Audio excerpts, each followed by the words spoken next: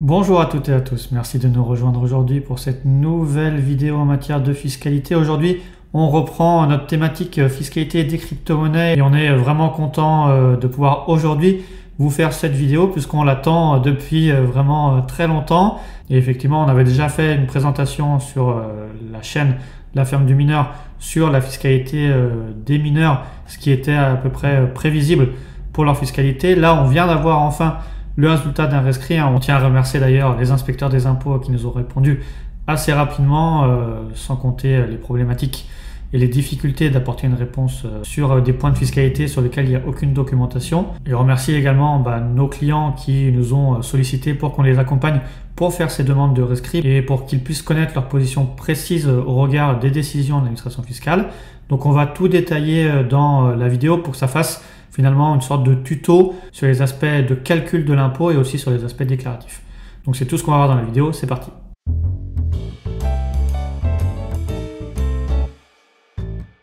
Alors effectivement, avant de commencer, comme d'habitude, likez, abonnez-vous, partagez la vidéo au plus grand nombre pour qu'on puisse vous apporter encore plus de contenu gratuit en matière de fiscalité, notamment en matière de fiscalité des crypto-monnaies.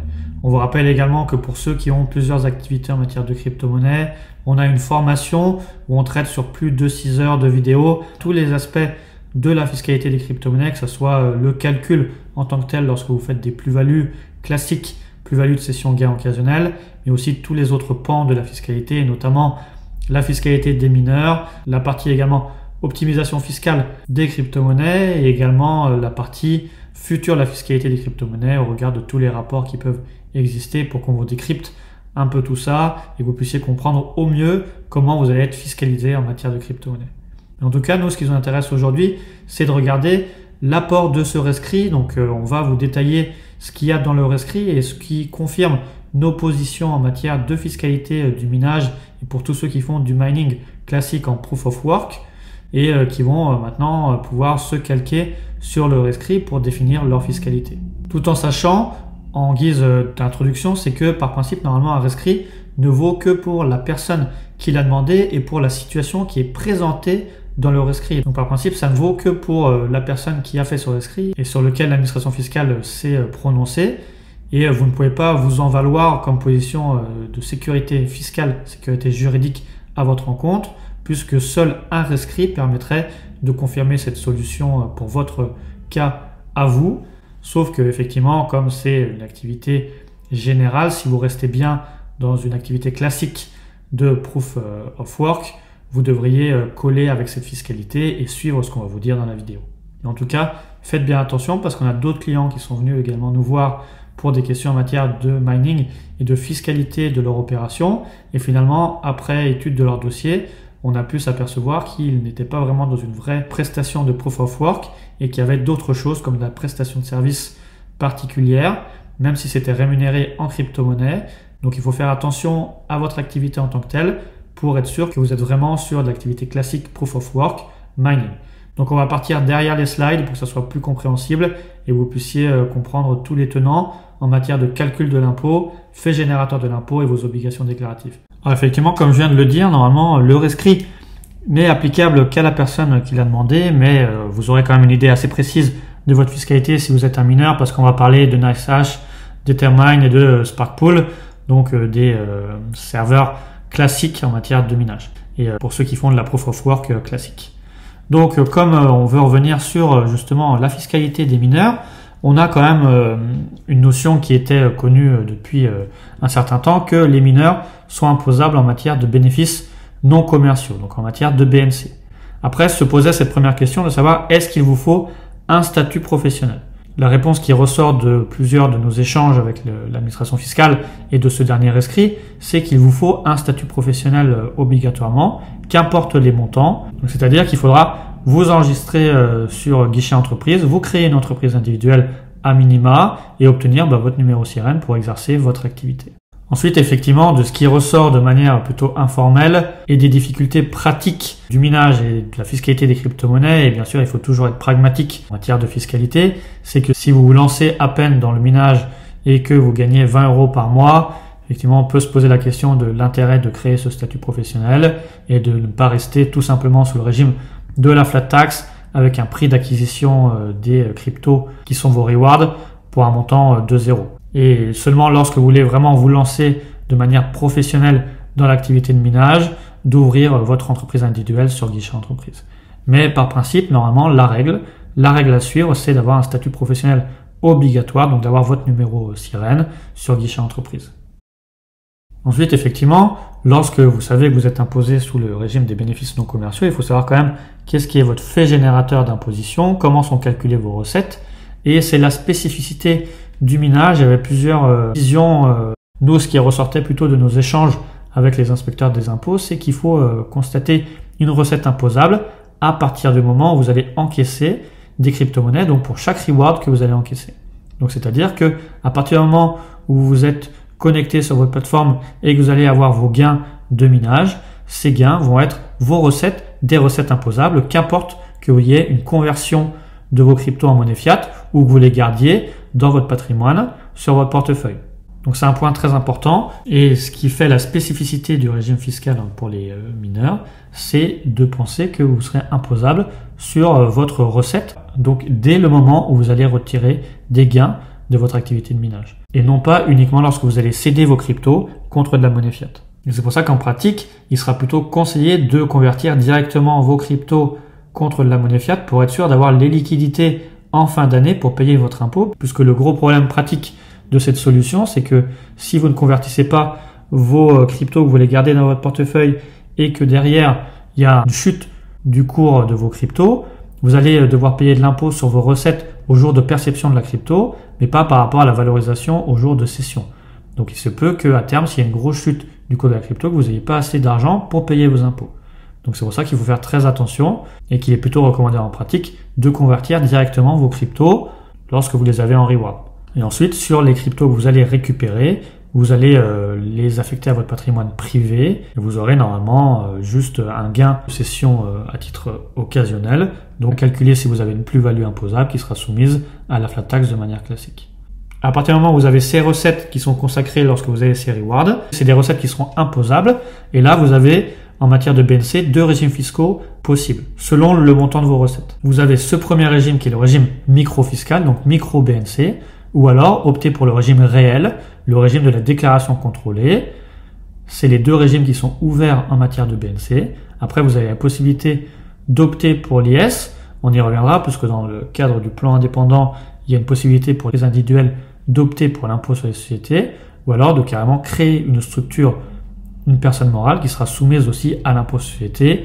Ce sera des choses qui seront à étudier dans le cadre de l'optimisation de votre fiscalité en matière de minage, si vous avez des revenus conséquents, à la fois à titre professionnel et aussi au titre de votre minage. Alors si on veut détailler ces deux régimes micro-BNC et déclaration contrôlée, pour le premier régime micro-BNC, c'est un régime qui va s'appliquer de plein droit si vos recettes annuelles, hors taxes, vont être inférieures à 72 600 euros.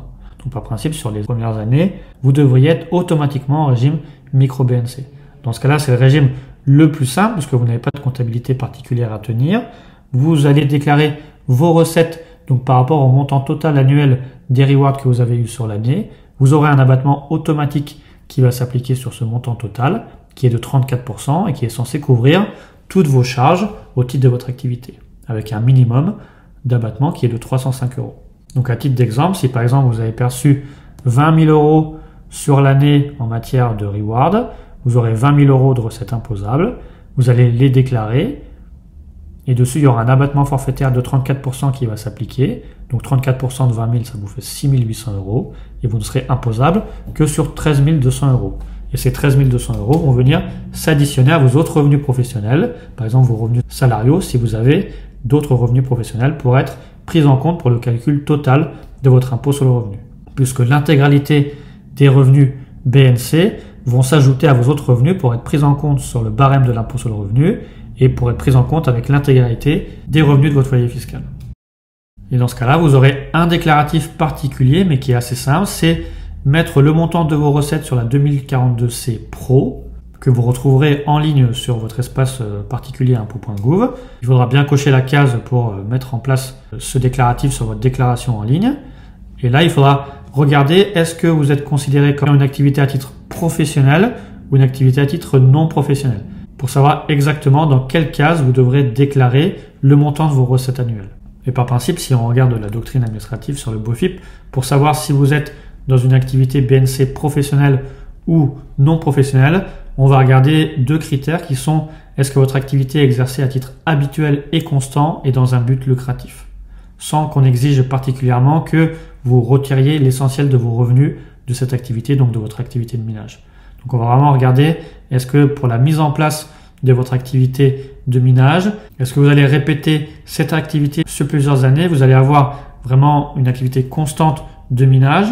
Et ensuite, si vous cherchez vraiment à avoir une forte rémunération sur vos gains, notamment si vous avez une mise en œuvre des moyens ou de méthodes telles qui sont comparables à un professionnel et qui en fait vont caractériser la recherche effective d'un gain conséquent, notamment que la recherche de ce gain ressorte effectivement de manière objective.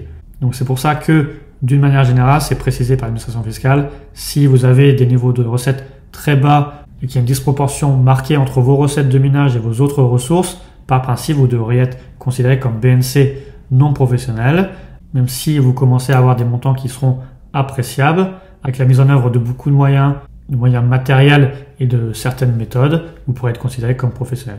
Mais par principe, pour ceux qui commencent et qui débutent, ils devraient plutôt être considérés comme non professionnels, sauf si vous commencez à avoir des gains conséquents et avoir mis en œuvre beaucoup de moyens avec beaucoup de cartes graphiques pour développer votre activité.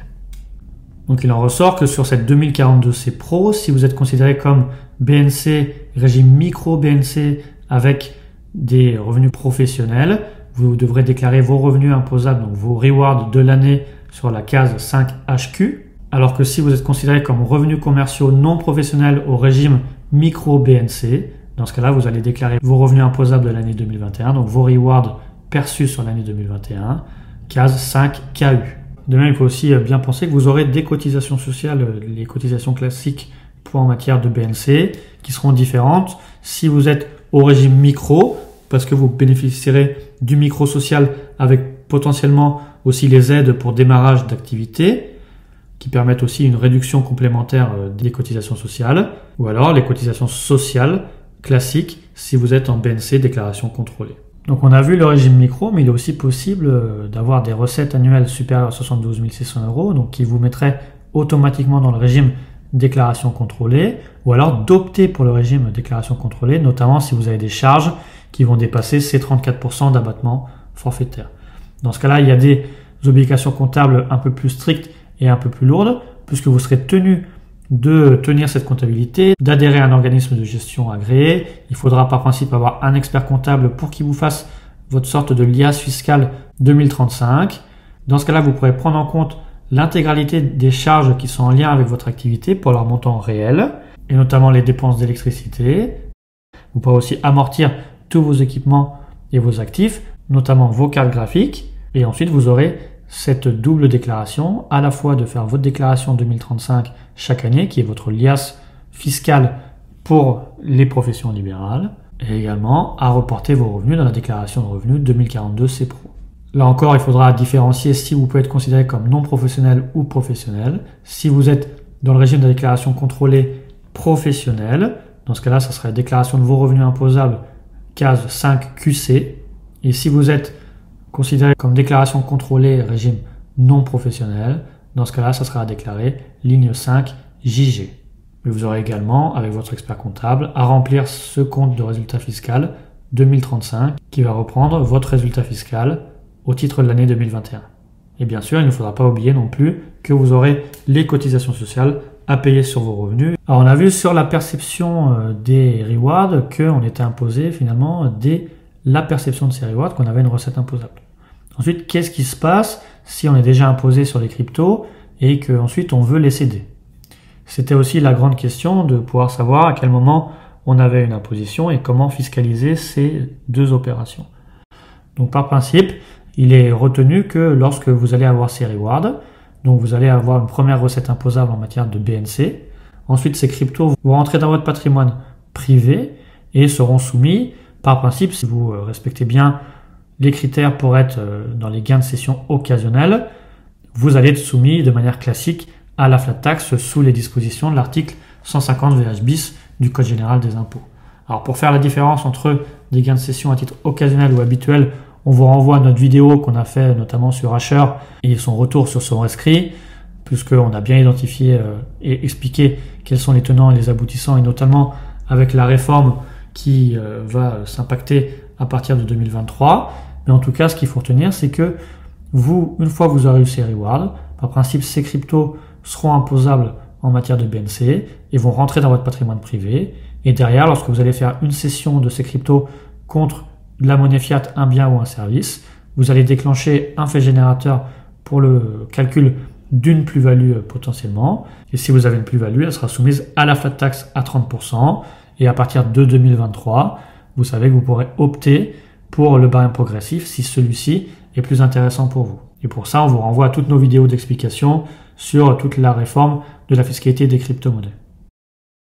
Ensuite, il est aussi important de savoir quel est le prix d'acquisition à prendre en compte pour ces cryptos qui rentrent dans votre patrimoine privé, dans votre portefeuille et qui ont été déjà imposables une première fois lors de la perception de ces cryptos.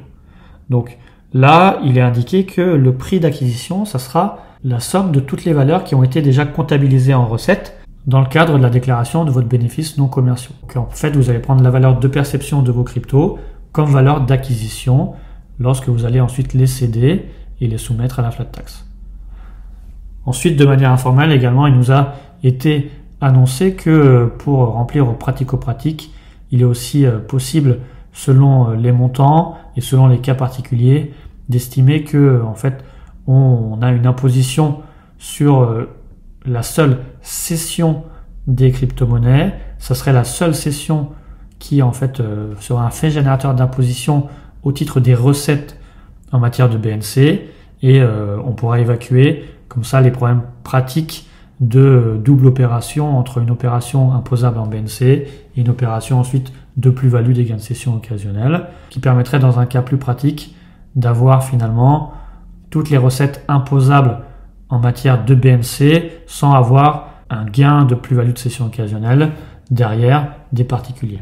Mais en tout cas, la règle première, c'est de constater une recette imposable lors du reward, et lorsque vous allez céder ensuite ces cryptos contre la monnaie fiat, un bien ou un service, de déclencher par principe un gain de cession occasionnel soumis à la flat tax avec comme prix d'acquisition le prix de perception qui a été comptabilisé en recette en matière de BNC. Alors ensuite se pose effectivement la question de comment optimiser la fiscalité des mineurs et cette fiscalité des minages, notamment si on souhaite passer en société à l'IS, et on sait que dans le cadre de la loi de finances pour 2022 et de ce fameux plan indépendant, les entrepreneurs individuels auront aussi la possibilité d'opter à l'impôt sur les sociétés dans le cadre de leur entreprise individuelle. Donc ça laisse deux possibilités d'optimisation, soit d'opter directement dans le cadre d'une entreprise individuelle à l'IS avec les conséquences qui seront de l'option à l'IS et aussi la spécificité des entrepreneurs individuels qui deviennent soumis à l'IS, puisqu'il y aura notamment au titre des dividendes qu'ils vont percevoir, le fait que s'ils excèdent 10% du bénéfice net de l'entreprise, il y aura des cotisations sociales à payer. Mais se porte aussi le second choix qui peut être de commencer l'activité de minage en société à l'IS. Dans ce cas-là, on a une imposition à l'impôt société classique, imposition sur le bénéfice net, et également sur la variation de l'actif net.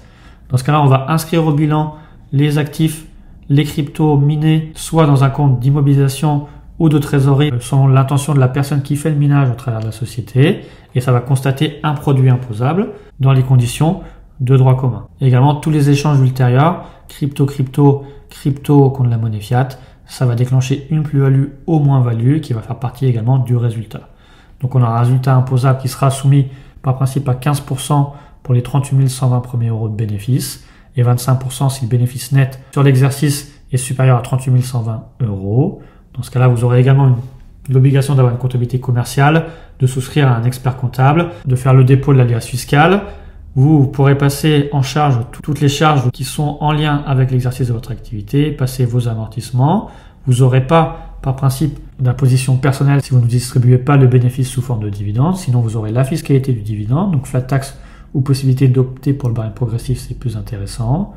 Mais il faut savoir qu'effectivement que le passage en société à l'IS ou la création d'une société à l'IS, ça engage des frais de gestion plus élevés, et notamment des frais de création plus élevés. Et c'est à voir pour chaque situation, est-ce que c'est vraiment intéressant, notamment selon vos autres revenus et les revenus que vous voulez engager dans le cadre du minage. Donc c'est des simulations en amont à prendre en compte. Regardez, est-ce que vous avez déjà des montants à payer au titre des cotisations sociales? Est-ce que vous êtes salarié? Quelle est votre situation familiale pour estimer quelle sera la meilleure situation pour votre activité, pour optimiser le côté fiscal et aussi le côté social. Donc voilà, on a fini à peu près sur la fiscalité classique en matière de minage. On voulait apporter 2 précisions, notamment effectivement sur la partie prélèvements sociaux, cotisations sociales. Vous serez soumis, si vous êtes en matière de BNC, aux cotisations sociales BNC. Donc bien regarder votre régime si vous êtes au micro-social ou sous les cotisations sociales classiques.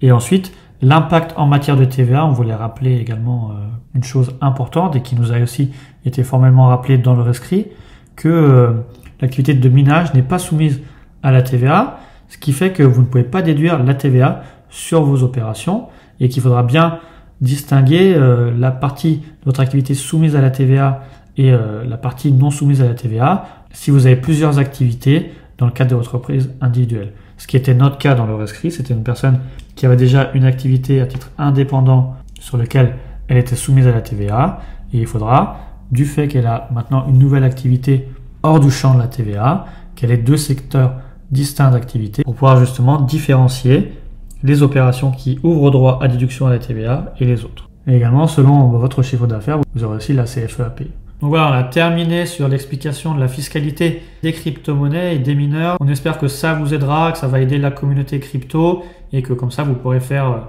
du mieux possible votre déclaration en matière de crypto-monnaie sur votre déclaration d'impôt sur le revenu qui va commencer début avril 2022.